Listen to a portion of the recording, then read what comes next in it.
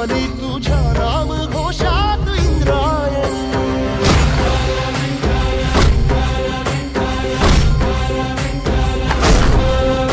भिडे आसमंती ध्वजा वैष्णवांची उभी पंढरी आज नानावली।